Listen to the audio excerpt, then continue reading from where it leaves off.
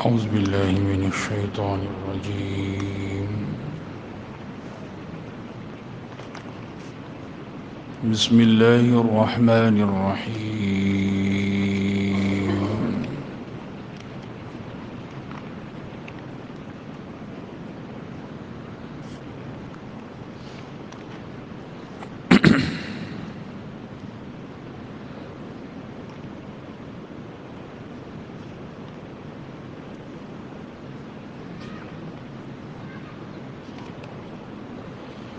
أمن خلق السماوات والأرض وأنزل لكم من السماء ماء فأنبتنا به حدائق وذات بهجة ما كان لكم أن تنبتوا شجرها أإله مع الله بل هم قوم يعدلون.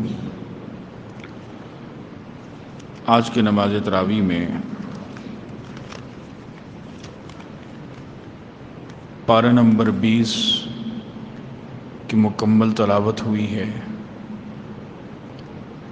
اور پارہ نمبر 21 کا ایک حصہ تلاوت کیا گیا ہے. پارہ نمبر 20 کا آغاز سورہ نمل کی آیت نمبر 60 سے ہوتا ہے کہ جس میں اللہ نے فرمایا امن خلق السماوات والارض، کہ وہ کون ہے کہ جو آسمان اور زمین کو بنانے والا ہے. اللہ تعالیٰ نے مشرکین کی بات کی کہ مشرک جو ہیں وہ اللہ کو مانتے ہیں لیکن وہ اللہ کے ساتھ دوسروں کو شریک ٹھہراتے ہیں. تو اللہ فرماتا ہے اب ان سے پوچھے تو صحیح، یہ پیدا کون کرنے والا ہے دن کو رات کو؟ جب یہ مجبور ہیں یہ دعا مانگتے ہیں، جب یہ سمندر میں ہوتے ہیں یہ پناہ مانگتے ہیں، پھر کوئی مردہ ہے اس کو زندہ کرنے والا، کوئی زندہ ہے اس کو موت دینے والا. آپ ان سے پوچھیں یہ کون ہے تو یہ خود کہیں گے وہ یقیناً اللہ کی ذات ہے. اس کے بعد آیت نمبر 77 میں اللہ تعالی نے فرمایا یہ قرآن جو ہے وہ اِنَّهُ لَهُدًى وَرَحْمَةٌ لِّلْمُؤْمِنِينَ، کہ قرآن ایمان والوں کے لیے رحمت کا باعث بھی ہے اور یہ قرآن ایمان والوں کے لیے ہدایت کا باعث بھی ہے. اور اس کے بعد اللہ تعالیٰ نے کافروں کا ذکر کیا کہ اِنَّكَ لَا تُسْمِعُ الْمَوْتَى وَلَا تُسْمِعُ الصُّمَّ الدُّعَاءَ، کہ آپ کافروں کو حق بات نہیں پہنچا سکتے کیونکہ ان کی مثال ایسے ہے کہ جیسے موتا، جیسے مردے ہوں. گویا کہ اللہ نے کافروں کو مردوں سے تشبیہ دی ہے. اس کے بعد آیت نمبر 82 میں اللہ تعالیٰ نے قیامت کا ایک ذکر کیا، اس کی نشانیوں کا، کہ وَإِذَا وَقَعَ الْقَوْلُ عَلَيْهِمْ أَخْرَجْنَا لَهُمْ دَابَّةً مِّنَ الْأَرْضِ. قیامت کی نشانیوں میں احادیث کے اندر بھی یہ بات موجود ہے، قرآن کی کئی مقامات پر آیات ہیں کہ قیامت کے قریب اللہ جانور ایک نکالے گا زمین سے، اور وہ جو جانور ہوگا تُكَلِّمُهُمْ، وہ لوگوں سے بات کرے گا.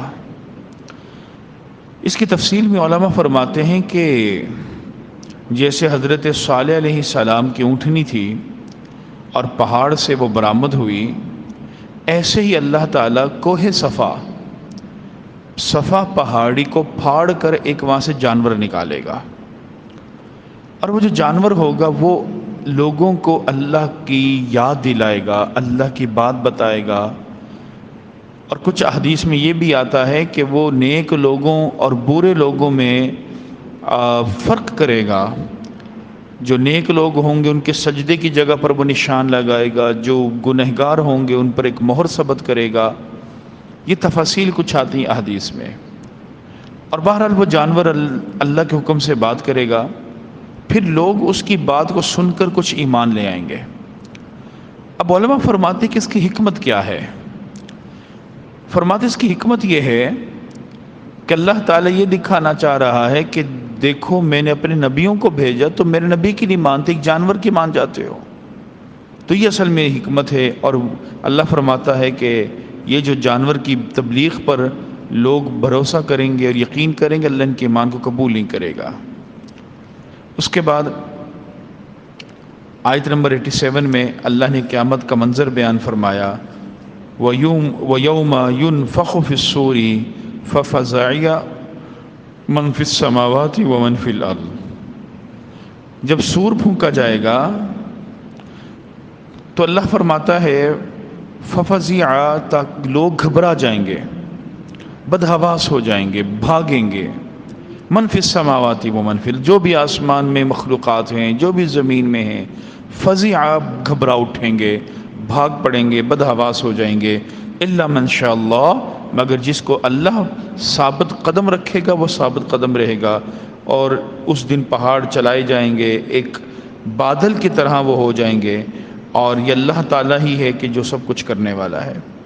اس کے بعد اس سورہ مبارکہ کی آخری جو آیات ہیں، ان آخری آیات میں اللہ تعالیٰ نے فرمایا کہ اے نبی، آپ کا کام صرف یہ ہے، من ضل فقل انما انا منذرین، کہ جو گمراہ ہے آپ اسے کہہ دیں بھائی میں تو اللہ کی بات کرنے والا ہوں، میں ڈرانے والا ہوں، تم مانو یا نہ مانو یہ تمہاری مرضی ہے. اس کے بعد سورہ قصص ہے. سورہ قصص واقعات ہیں، اس میں حضرت موسیٰ علیہ السلام کا بڑی تفصیل سے ذکر ہے. اور موسیٰ علیہ السلام کا واقعہ ہے کہ جب وہ پیدا ہوئے، ان کی والدہ نے اس ڈر سے کہ فرعون نے اعلان کیا ہوا تھا کہ بچہ جو پیدا ہو اس کو مار ڈالا جائے گا، تو ان کی والدہ نے ان کو ایک باسکٹ میں ڈال دیا، ایک ٹوکری میں ڈال دیا اور وہ دریائے نیل کے اندر بہا دی. پھر وہ ٹوکری چلتی چلتی حضرت زبیدہ جو فرعون کی بیوی تھی علیہ السلام، ان کے پاس پہنچی. تو انہوں نے پھر اس کو اٹھایا اور فرعون کو دکھایا، فرعون کو کنونس کیا. تو بہرحال پھر موسیٰ علیہ السلام کو اللہ تعالیٰ نے فرعون کے ہی دربار میں پرورش اس کو عطا کی. اس کے بعد علماء فرماتے ہیں کہ فرعون کو شک ہوا کہ یہ بچہ کہیں وہ نہ ہو کہ جس کے بارے میں مجھے ڈرایا جا رہا ہے. تو اس نے امتحان لینے کی ایک ٹھانی. تو اس نے موسیٰ علیہ السلام ابھی چھوٹے تھے، کرولنگ کر رہے تھے اور رینگتے تھے، تو چھوٹے سے بچے تھے. تو اس نے موسیٰ علیہ السلام کے سامنے ایک جگہ سونا رکھا اور ایک طرف کوئلہ جلتا ہوا رکھا، اور یہ کہا کہ دیکھو کہ تو بچہ سونا اختیار کرے گا، اس کا مطلب یہ سلطنت چاہتا ہے، یہ مجھے کل مارے گا. اگر یہ کوئلہ لے لے گا تو اس کا مطلب ہے یہ ٹھیک رہے گا میرے لیے. تو موسیٰ علیہ السلام اللہ کے حکم سے انہوں نے کوئلہ کو اٹھا لیا اور منہ میں ڈال لیا. اسی وجہ سے موسیٰ علیہ السلام کی زبان میں لکنت آ گئی تھی، جس کی باقاعدہ بات سورہ طٰہٰ کے اندر ہے، رب اشرح لی صدری اور واحلل عقدۃ من لسانی، فرمایا کہ میری زبان کی گرہ کھول دیں.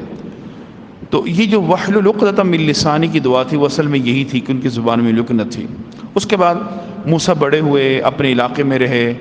تو یہ بنی اسرائیل کے ظاہر ہے گھر میں پیدا ہوئے تھے، ان کے دل میں بنی اسرائیلیوں کی ایک محبت تھی. تو ایک جگہ جا رہے تھے اپنی جوانی کے عالم میں، تو دیکھا ایک بنی اسرائیلی کو فرعون کا جو حامی ہے، حمایتی ہے، وہ مار رہا تھا. تو موسیٰ علیہ السلام سے اس بنی اسرائیلی نے مدد مانگی. تو موسیٰ علیہ السلام آگے بڑھے اور جو فرعون کا فوجی تھا یا جو بھی سپاہی تھا اس کو مکہ مارا اور وہ مر گیا. تو موسیٰ صاحب بڑے گھبرا گئے کہ مجھ سے کیا ہو گیا. پھر وہ وہاں سے مصر کو چھوڑ دیا انہوں نے، اور پھر اللہ تعالیٰ نے ان کو پھر حضرت شعیب علیہ السلام سے ملایا کہ وہ ایک جگہ تھے تو کچھ لوگ پانی پلا رہے تھے جانوروں کو، اس کا بھی ذکر یہاں پر آیا ہے. تو اس پانی پلانے میں حضرت شعیب علیہ السلام کی بیٹیاں بھی تھیں. تو وہ سائیڈ پہ کھڑی تھیں. موسیٰ علیہ السلام نے دیکھا کہ 2 بچیاں ہیں اور لڑکیاں ہیں، وہ سائیڈ پہ کھڑی ہیں. تو انہوں نے پھر کہا کہ اگر آپ چاہیں تو میں ان کو پانی پلا دوں، اور اس طرح پھر موسیٰ علیہ السلام کو پانی پلائے جانوروں کو. اور اس کے بعد موسیٰ علیہ السلام حضرت شعیب علیہ السلام سے ملاقات ہوئی، پھر نکاح ہو گیا. اور جو موسیٰ علیہ السلام کی بیوی جب امید سے ہوئی تو یہ واپس مصر کی طرف آ رہے تھے، تو راستے میں ان کی اہلیہ کی طبیعت خراب ہوئی. تو دور دیکھا، سردی کا موسم تھا، آگ جل رہی تھی. تو انہوں نے کہا اب تم ٹھہرو، میں آگ لے کر آتا ہوں۔ تو جب یہ آگ کی طرف بڑھے تو آواز آئی یا موسیٰ انی انا اللہ رب العالمین، موسیٰ میں تو اللہ ہوں جو تمام جہانوں کو پالنے والا ہوں۔ پھر اللہ تعالیٰ نے ان کو نبوت عطا کی۔ تو پورا واقعہ بڑی تفصیل سے اس سورہ مبارکہ کے اندر یہ موجود ہے۔ اس کے بعد آیت نمبر 47 میں اللہ تعالیٰ نے تنبیہ کی ہے مشرکین کو، اور اللہ تعالیٰ نے فرمایا کہ لولا ارسلت الینا رسولا فنتبع آیاتک ونکون من المؤمنین، فرمایا کہ یہ جو نبی ہم نے تمہارے پاس بھیجے ہیں، یہ نبی اللہ کے حکم سے تمہارے پاس آئے ہیں، اور جو کچھ بھی تم ان کی پیروی کرو گے اللہ کے حکم سے کرو گے، اور اگر تم ایسا نہیں کرو گے تو پھر اللہ تعالیٰ تم پر اپنا عذاب نازل کرے گا۔ اس کے بعد آیت نمبر 47 کے بعد آگے قارون کا ذکر ہے۔ اچھا، قارون اللہ تعالیٰ نے چند پرسنالٹیز کا ذکر کیا ہے، جیسے فرعون ہے، نمرود ہے۔ نمرود کا نام تو نہیں لیا لیکن فرعون کا نام لیا گیا۔ اسی طرح قارون کا ذکر ملتا ہے اس سورہ میں۔ اللہ تعالیٰ نے فرمایا کہ اللہ نے قارون کو بڑی دولت دی تھی، اور اتنی دولت دی تھی کہ ان مفاتحہ لتنوء بالعصبہ، کہ قارون کے جو خزانے کی کنجیاں تھیں اس کو اٹھانے والے ایک گروہ ہوتا تھا، جماعت ہوتی تھی لوگوں کی، گروپ ہوتا تھا، اتنی چابیاں تھیں۔ تو موسیٰ علیہ السلام، بعض کہتے ہیں موسیٰ علیہ السلام کے چچا زاد بھائی تھے، کچھ قرابت کا تعلق تھا۔ تو موسیٰ علیہ السلام نے قارون کو بڑا موٹیویٹ کیا، بڑا ان کو سمجھایا اس کو کہ بھئی اللہ نے تمہیں مال دیا ہے تو زکوٰۃ دیا کرو، تو اللہ کی راہ میں خرچ کیا کرو۔ تو قارون نہ مانا۔ پھر ایک وقت آیا اللہ تعالیٰ نے قارون کو اس کے خزانے سمیت زمین میں دھنسا دیا، اور اس کا بھی ذکر اس سورہ مبارکہ میں موجود ہے۔ پھر اس کے بعد آیت نمبر 88 ہے کہ جس میں اللہ تعالیٰ نے واضح طور پر فرمایا کہ وَلَا تَدْعُ مَعَ اللَّهِ إِلَٰهًا آخَرَ، اللہ کے سوا کسی کو مت پکارو۔ پھر سورہ عنکبوت ہے، یہ بھی مکی سورہ ہے۔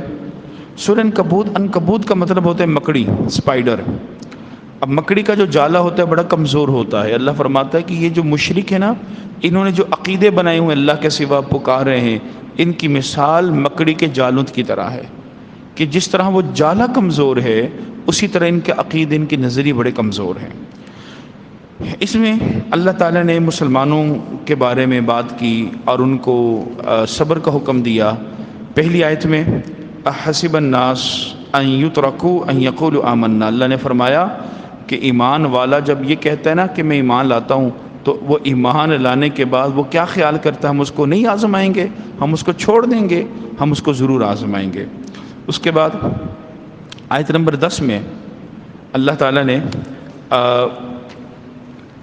یہ فرمایا کہ لوگوں میں بعض ایسے ہیں کہ جو اللہ پر ایمان لاتے ہیں لیکن جب ان کو کوئی تکلیف پہنچتی ہے نا تو اللہ سے شکوہ کرتے ہیں۔ اللہ فرماتا ہے یہ بھی اچھا نہیں کرتے۔ فرمایا کہ لَيَقُولُنَّ إِنَّا كُنَّا مَعَكُمْ أَوَلَيْسَ اللَّهُ بِأَعْلَمَ بِمَا فِي صُدُورِ الْعَالَمِينَ، کہ اللہ تو دلوں کے حال جانتا ہے، بہرحال جو بھی اللہ کی طرف سے ہو تو اس کو برداشت کیا جائے۔ پھر نوح علیہ السلام کا ذکر ہے۔ نوح علیہ السلام کے بارے میں اللہ تعالیٰ نے یہاں پر فرمایا کہ 950 سال نوح علیہ السلام نے تبلیغ کی تھی، ایک لمبا عرصہ ہے۔ ان کی عمر مبارک کے بارے میں آتا ہے کہ ان کی عمر 1000 سال سے بھی زیادہ تھی۔ 950 سال صرف تبلیغ کا جو ایک ٹائم پیریڈ ہے وہ ہے۔ پھر طوفان نوح کا ذکر ہے، ابراہیم علیہ السلام، پھر لوط علیہ السلام جن کا ذکر پہلے بھی ہو گیا، حضرت صالح علیہ السلام، اور اس کے بعد اس سورہ کے آخر میں اللہ تعالیٰ نے ایک اصول بیان کیا ہے، اور وہ اصول یہ ہے کہ والذین جاہدوا فینا لنہدینہم سبلنا، کہ جو ہماری راہ پر چلنے کی کوشش کرے گا ہم اس کو ضرور راستہ دکھائیں گے۔ اس کے بعد سورہ روم ہے۔ سورہ روم کے بارے میں سمجھ لیجئے، سورہ روم مکی سورہ ہے، اور دراصل یہ سورہ مبارکہ نازل ہوئی تھی اس بات پر کہ ایرانیوں کے مقابلے میں رومیوں کی فتح ہوگی، یہ پیشن گوئی پریڈکشن کی گئی تھی۔ ایرانی جو تھے اس وقت 2 سپر پاور تھیں، ایک پرشین امپائر تھا اور ایک رومن امپائر تھا۔ جو پرشین تھے وہ مجوسی تھے، آگ کی پوجا کرتے تھے، سورج کی، ستاروں کی، آتش پرست تھے۔ اور جو روم کے تھے وہ عیسائی تھے، وہ اہل کتاب تھے۔ تو ایک وقت آیا کہ ایرانیوں نے روم پر حملہ کیا اور روم کو تہہ نہس کر دیا اور روم پر قبضہ کر لیا، ایرانیوں کو فتح ہو گئی۔ اچھا، جب ایرانی کو فتح ہوتی تھی تو مشرک جو تھے یہ حمایتی تھے ایرانیوں کے، کیونکہ یہ بھی شرک کرتے تھے، اور عیسائیوں کے مخالف تھے کہ، اور وہ کہتے تھے دیکھو جی عیسائی تو اپنے خداؤں کو مانتے ہیں، اپنی کتاب کو مانتے ہیں، دیکھیں ان کا کیا حال ہوا۔ تو جوں ایرانی فتح یاب ہوتے تھے مشرک بڑے خوش ہوتے تھے، باتیں کرتے تھے۔ تو اللہ تعالیٰ نے اسی دورانیے میں یہ سورہ نازل فرمائی۔ اللہ نے فرمایا کہ ایک وقت آئے گا کہ یہ جو رومی ہیں یہ اللہ ان کو غالب کر دے گا، فتح دے دے گا، فی بضع سنین، یہ چند سالوں کی بات ہے۔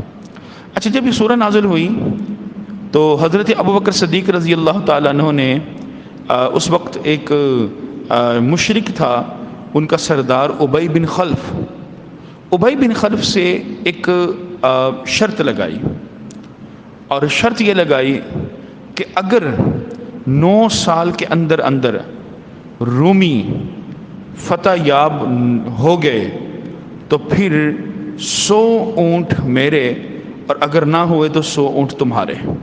یہ 100 اونٹوں کی شرط لگائی گئی۔ اس وقت یہ شرط جائز ہوتی تھی، بعد میں مدینہ میں اس کو حرام کیا گیا۔ تو 9 سال کے اندر بھی 7 سال کا عرصہ نہیں ہوا تھا کہ رومیوں کو اللہ نے فتح عطا فرما دی اور ایرانی شکست کھا گئے۔ تو پھر جب ابی بن خلف نے وہ 100 اونٹ بھیجے تو نبی اکرم صلی اللہ علیہ وسلم فرمایا کہ اس کو قبول نہ کرو، یہ مال ٹھیک نہیں ہے۔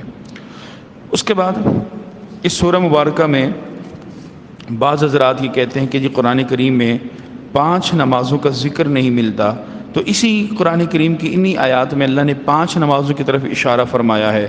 اللہ فرماتے ہیں فَسُبْحَانَ اللَّهِ حِينَ تُمْسُونَ، تو تم اللہ کی تسبیح کرو کہ جب صبح کا وقت ہو۔ اب تم سون شام کا وقت ہو، اب تم سون کہتے ہیں شام کے وقت کو۔ اب شام کی نمازیں کون سی؟ مغرب اور عشاء۔ وَحِينَ تُصْبِحُونَ، اور اس وقت بھی اللہ کی تسبیح کرو کہ جب صبح کا وقت ہو۔ اب صبح کا وقت کیا ہے؟ فجر۔